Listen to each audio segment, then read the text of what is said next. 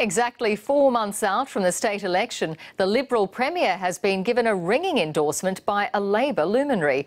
Paul Keating says Mike Baird is doing an excellent job, and he's taken a swipe at John Robertson for opposing power privatisation. He made the comments while unveiling Sydney's newest harbourside park at Barangaroo Point.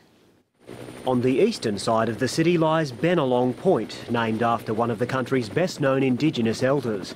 Today, a new space on the CBD's western side was named after Bennelong's better half. Celebrating our Aboriginal history, and it is a place for the current generation and future generations to come. About 6 hectares of parkland restores the foreshore to its original shape and takes in stunning views of the harbour. When I grew up, this was the grungy area of Sydney.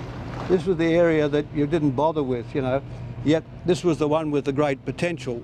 This construction zone behind me will soon become a grassy hill overlooking the harbour. Underneath it, they're building a cultural centre. It and the park will be open to the public by mid-next year. Paul Keating says Sydney's entering a renaissance period, but it needs to embrace what he calls the tsunami of money in the private sector.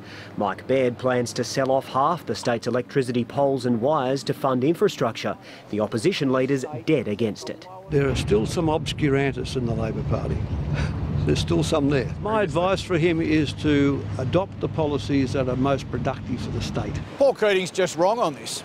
What we have in New South Wales is a government that's making promises they just can't deliver and are not in the interests of the public.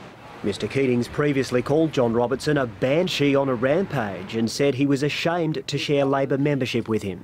Now he's a leader, I can't say things quite as frankly as that.